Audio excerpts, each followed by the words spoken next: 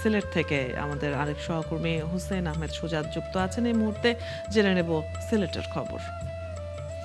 সুজাত, শুভ নববর্ষ। জানাবেন সিলেটে কি ধরনের আয়োজন দেখতে পাচ্ছেন, সেখানে বর্ষবরণকে ঘিরে আইন শৃঙ্খলা পরিস্থিতি কেমন, নিরাপত্তা ব্যবস্থার পাশাপাশি দিনব্যাপী কি কি আয়োজন রয়েছে?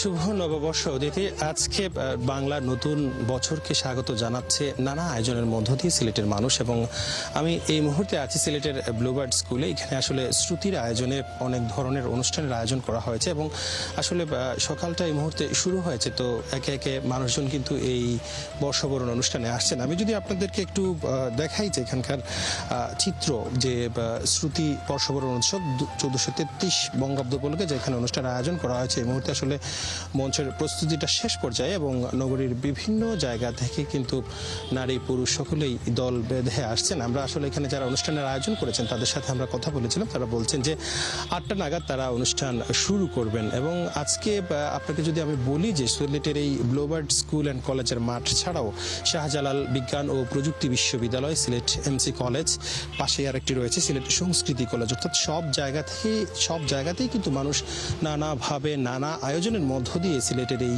বর্ষবরণ উৎসবটি তারা পালন করছেন।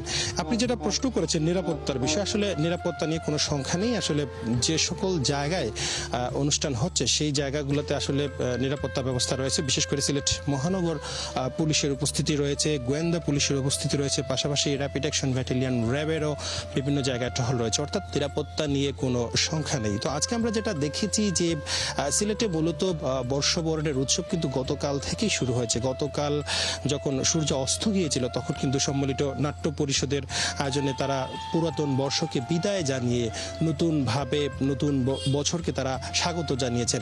তারা বলছেন যে আসলে বিগত বছরে মানুষের যত দুঃখ, হতাশা, গ্লানি ছিল সব দূর করে দিয়ে আজকে যে নতুন বছর শুরু হয়েছে, আজকে যে নতুন সূর্য উঠেছে, সেই নতুন সূর্যকে তারা বরণ করে নিয়েছেন। তারা বলছেন যে আমাদের দেশ যেভাবে এগিয়ে যাচ্ছে, মহান স্বাধীনতা যুদ্ধে যারা প্রাণ দিয়েছিলেন তারা যে স্বপ্ন দেখেছিলেন সেই স্বপ্নের পথেই কিন্তু বাংলাদেশ এগিয়ে যাচ্ছে। এবং আজকে যে নতুন বছর শুরু হয়েছে, এই বছরে থাকবে না কোনো ক্লান্তি, থাকবে না হতাশা, থাকবে না কোনো হানাহানি, একটি স্বনির্ভর বাংলাদেশ গড়ে উঠবে।